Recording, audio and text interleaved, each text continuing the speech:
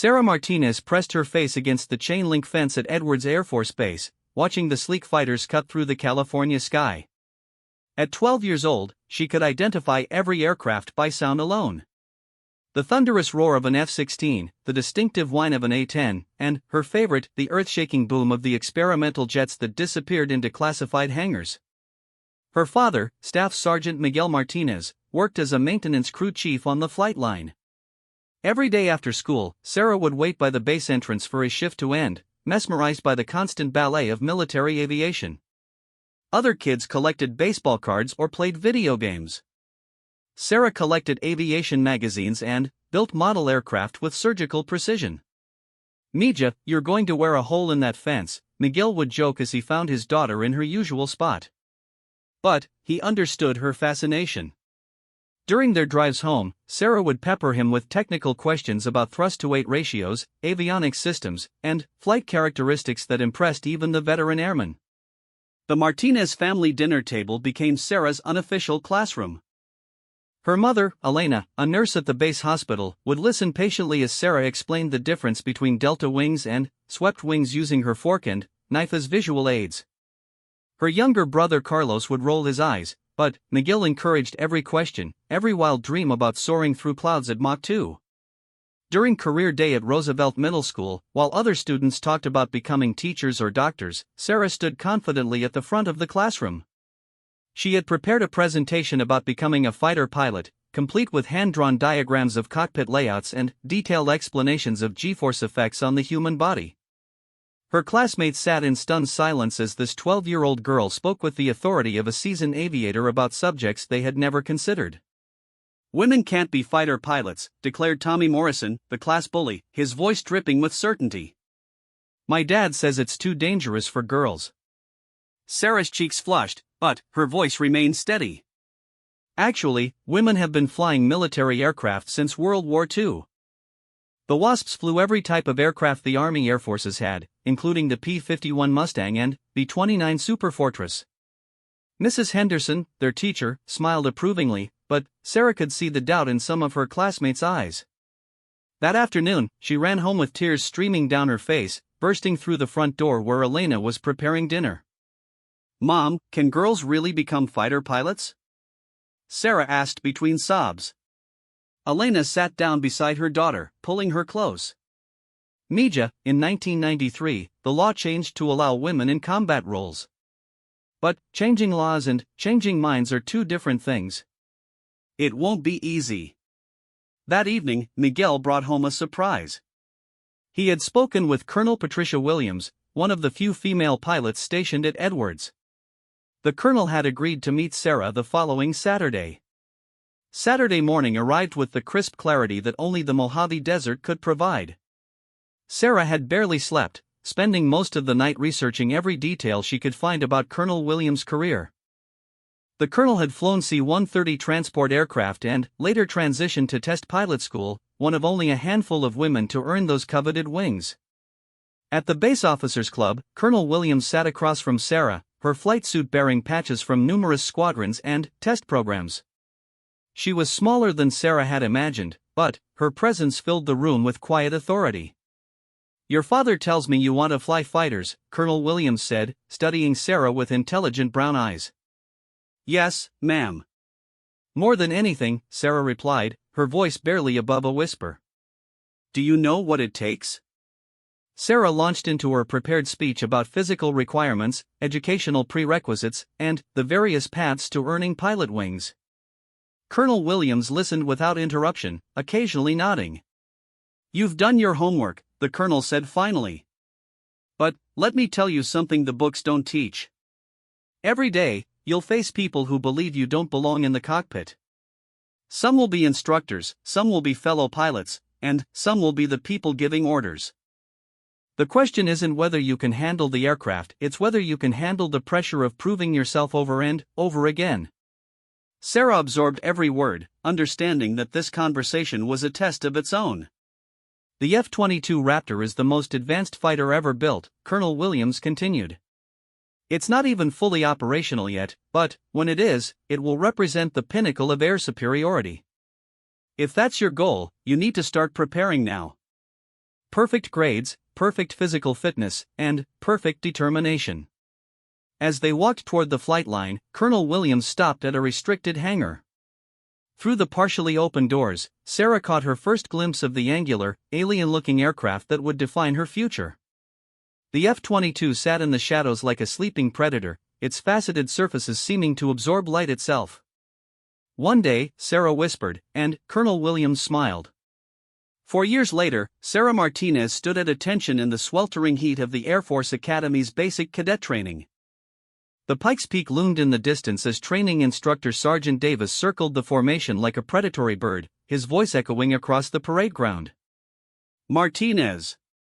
You think this is summer camp?" he bellowed, stopping inches from her face. Sweat dripped down Sarah's spine beneath her uniform, but she kept her eyes locked straight ahead. "No, sir," she responded with the crisp volume that had become second nature. The academy had been everything Colonel Williams warned her about and more. Sarah had arrived with perfect SAT scores, a flawless high school record, and recommendations that praised her dedication and intelligence. None of that mattered during the first brutal weeks of basic training, where every cadet was stripped down to their core and rebuilt according to Air Force standards.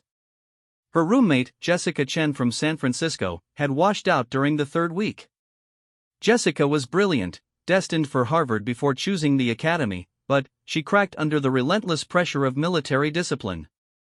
Sarah found her crying in their dorm room after a particularly harsh inspection. "I can't do this anymore," Jessica whispered, her voice breaking. "They want us to fail. Especially the women." Sarah sat beside her, understanding the sentiment but unable to accept it. "They want to see who really wants to be here," she said quietly. "My goal hasn't changed." The physical training pushed Sarah's body to limits she never knew existed. While her male counterpart struggled with the academic load, Sarah excelled in the classroom, maintaining a near-perfect GPA in aerospace engineering while others fought to meet minimum standards. However, the physical requirements proved more challenging than anticipated. Lieutenant Colonel Rebecca Stone became Sarah's unlikely mentor during her sophomore year. Stone taught advanced aerodynamics and had herself broken barriers as one of the first women to fly the F-15 Eagle in combat. During office hours, she would share insights that went far beyond textbook knowledge. "The physics don't care about your gender," Stone explained one afternoon, pointing to equations covering the whiteboard. "Lift, thrust, drag, and weight affect every pilot equally. But politics is different. The F-22 program is the most expensive and prestigious in the Air Force. They're going to be very selective about who gets those cockpits." Sarah absorbed this information while simultaneously excelling in her flight training. She had soloed in the T-6 Texan trainer earlier than most of her classmates and demonstrated an intuitive understanding of aircraft control that impressed even skeptical instructors. Captain Michael Torres, her primary flight instructor, initially questioned whether she had the physical strength for advanced fighters. "Flying isn't about muscle," Sarah proved during a particularly challenging aerobatics session. While other cadets struggled with G-force recovery, she maintained control through complex maneuvers that left grown men dizzy and disoriented. Her small stature, initially seen as a disadvantage, actually helped her tolerate the extreme physical demands of high-performance flight.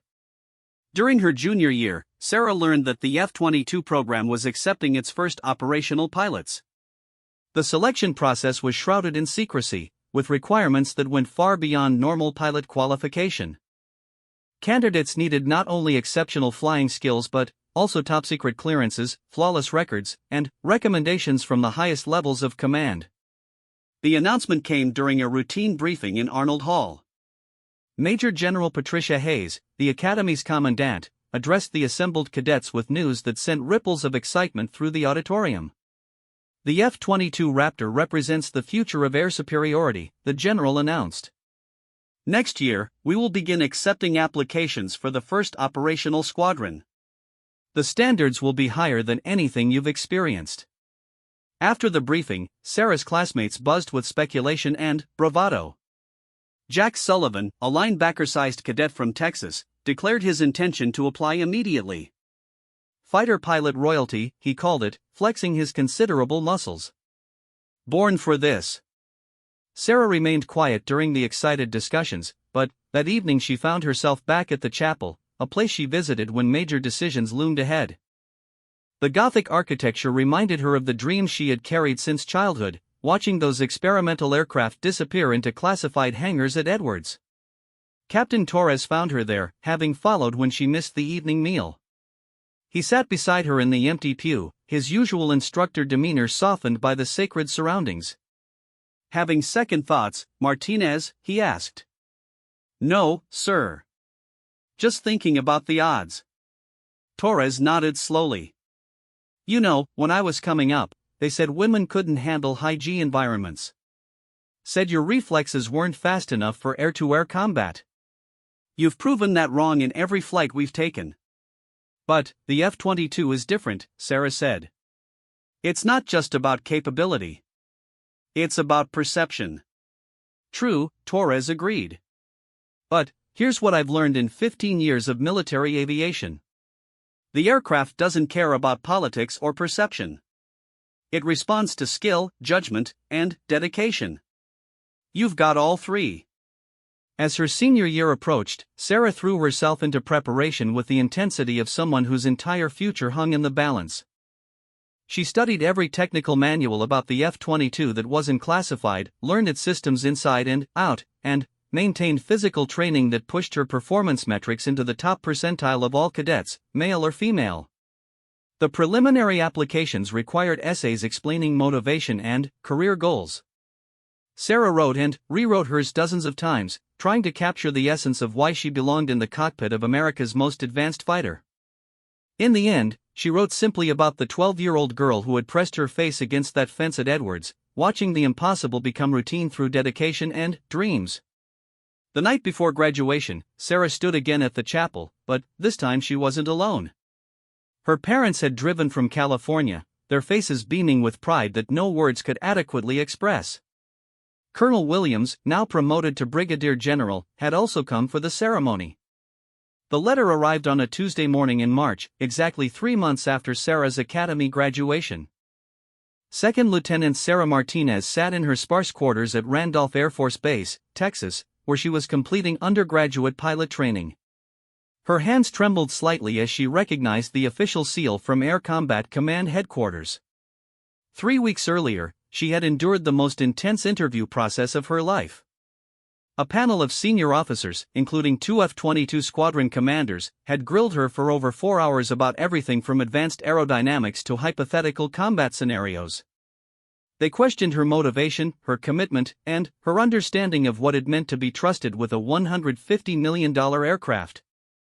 "Lieutenant Martinez," the letter began, and her heart nearly stopped. "You have been selected for F-22 Raptor qualification training, pending successful completion of your current training program." Sarah read the sentence 3 times before the words fully registered. She was going to fly the Raptor. After 8 years of preparation, countless setbacks, and more doubts than she cared to remember, the impossible had become possible. Her training classmate, Lieutenant Brad Hoffman, knocked on her door moments later. "You get your assignment?" he asked, noticing the official envelope in her hands. "F-22s," Sarah said, still somewhat in shock. Brad's expression shifted from curiosity to surprise, then, to something resembling respect. "No kidding? They're really doing it." His tone wasn't dismissive, but it carried an undertone that reminded Sarah how rare her selection truly was. The celebration with her parents that evening was subdued by distance, a phone call from the base communications center where international calls were slightly cheaper. Elena cried openly while Miguel asked detailed questions about the training timeline and deployment expectations.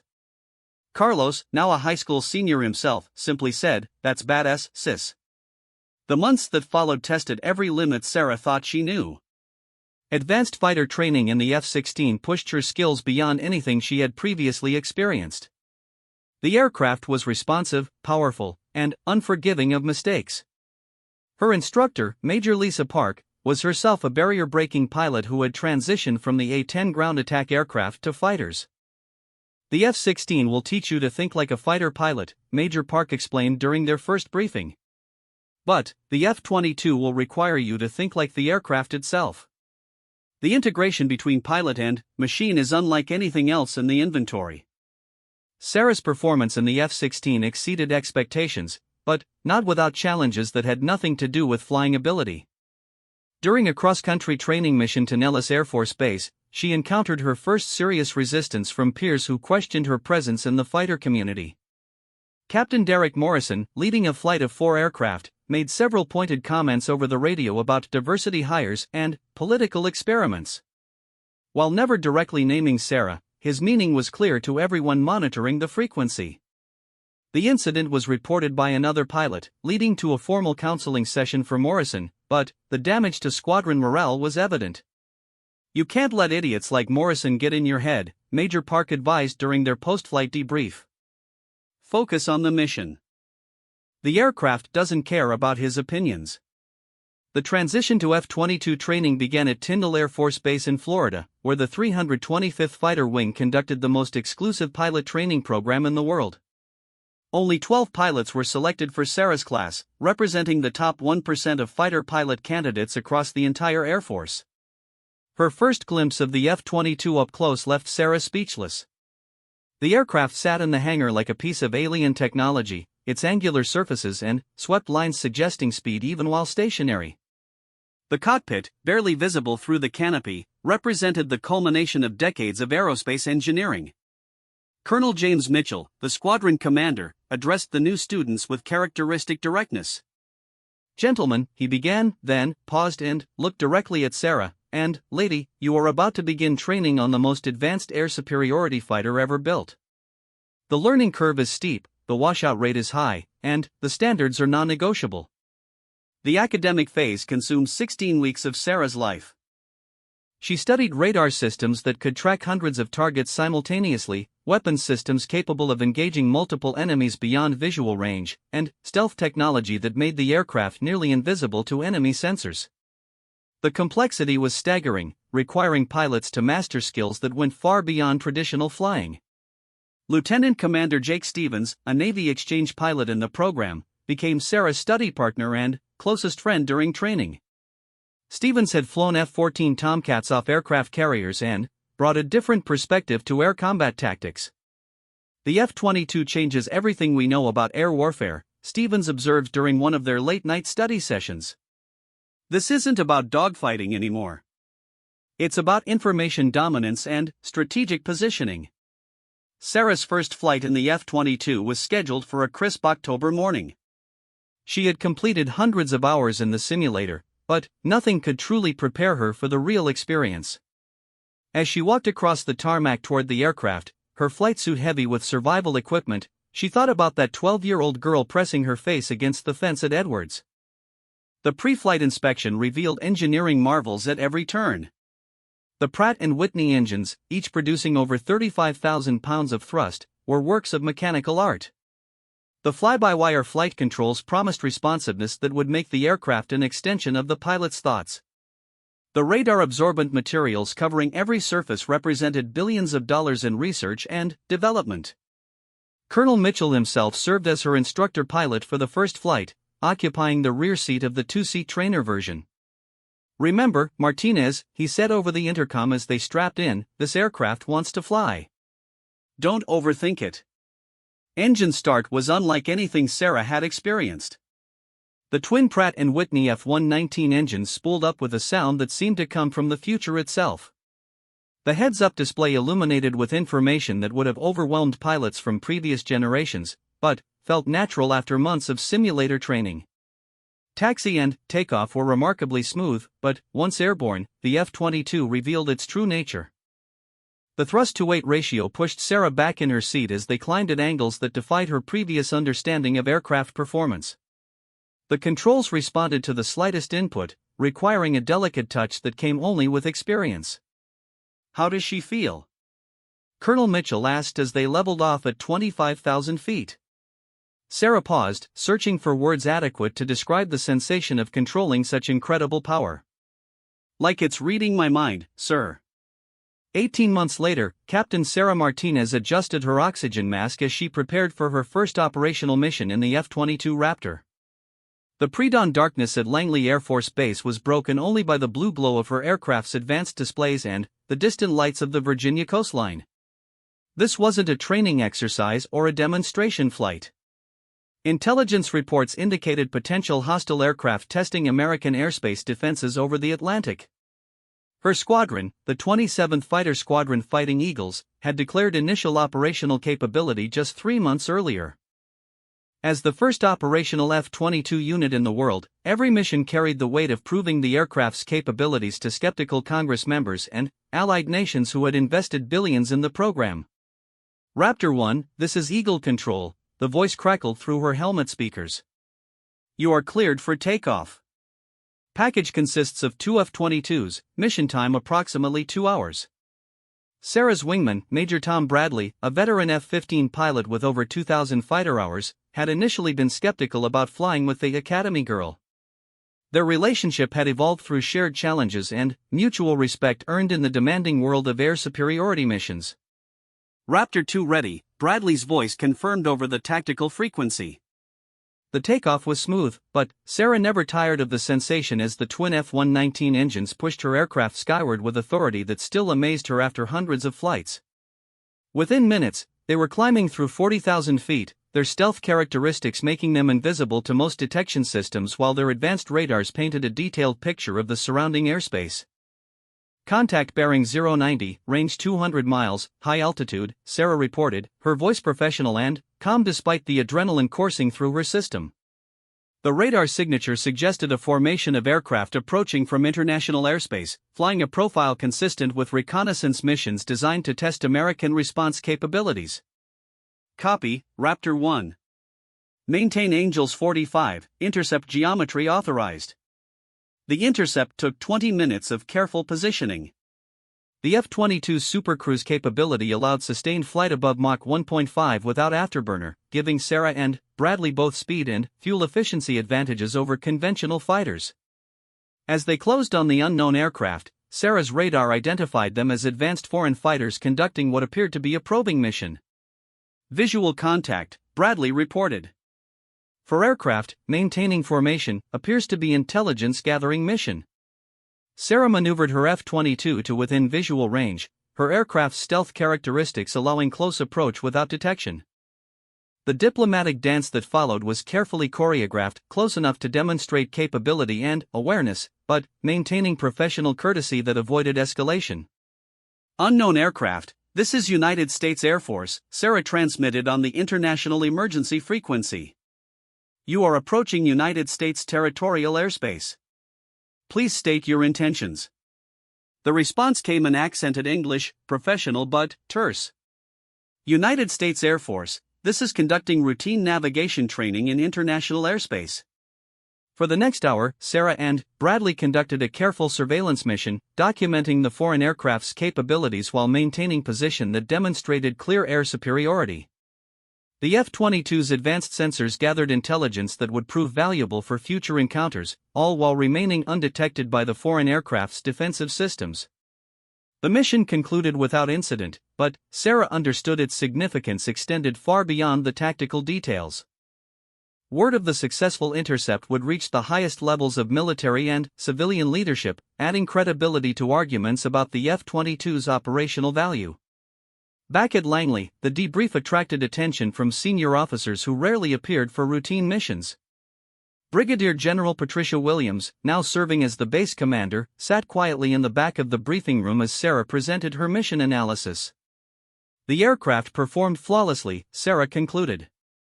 Stealth characteristics allowed undetected approach and positioning throughout the encounter. Sensors provided detailed intelligence on foreign capabilities while maintaining operational security. After the formal debrief, General Williams approached Sarah privately. "Walk with me, Captain." They strolled across the flight line as evening settled over the base, their conversation interrupted occasionally by aircraft engines and the normal sounds of military aviation operations. "Do you remember what I told you about the F-22 representing the pinnacle of air superiority?" Williams asked. "Yes, ma'am. That was 12 years ago at Edwards. Today proved something important," Williams continued. Not just about the aircraft's capabilities, but about the pilot's capabilities. That mission will be cited in classified briefings for years to come. Sarah understood the implications. Her successful completion of the intercept mission would become part of the argument for continued F-22 production and expanded operational deployment. More importantly for future generations, it demonstrated that pilot capability transcended traditional expectations about gender roles in combat aviation. 6 months later, Sarah received orders for her first overseas deployment. The 27th Fighter Squadron was rotating to Kadena Air Base in Okinawa, Japan, where they would provide air superiority coverage for the Pacific Theater. The deployment represented full operational integration for both the F-22 program and Sarah's role as one of the first women qualified in the aircraft.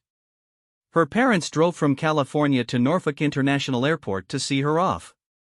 Elena carried the same mixture of pride and worry that had characterized every major milestone in Sarah's career. Miguel, now retired from the Air Force himself, wore his dress uniform for the farewell ceremony. Mija, Elena said as they embraced, every time you climb into that cockpit, you're carrying the dreams of little girls who are watching jets fly overhead and wondering if they could do that too. The flight to Okinawa took 14 hours with aerial refueling stops, giving Sarah time to reflect on the journey from that chain-link fence at Edwards to the cockpit of the world's most advanced fighter. The 12-year-old girl who had pressed her face against that fence could never have imagined the complexity of the path ahead, or the resistance she would encounter along the way. As her F-22 descended toward Kadena Air Base, Sarah could see other aircraft on the ramp representing decades of aviation progress. F-15 Eagles that had dominated air superiority for 30 years, KC-135 tankers that enabled global reach, and C-130 transports that formed the backbone of military logistics. Her Raptor represented the next generation, but also the continuous evolution of human capability and determination. Raptor 1, Kadena Tower, welcome to Okinawa, the controller's voice came through her headset as she entered the landing pattern. Roger, Kadena Tower, Sarah responded, beginning her final approach. Raptor 1, 3 miles out, gear down, full stop. The landing was smooth, professional, and unremarkable in every way except one. As Sarah taxied toward the assigned parking spot, she noticed a small group of people watching from the fence line. Among them was a young girl, perhaps 10 years old, standing beside what appeared to be her military father. The girl was pointing at Sarah's aircraft with obvious excitement, asking questions that her father was patiently answering. Sarah smiled behind her oxygen mask, understanding that somewhere in that moment, another dream was taking flight.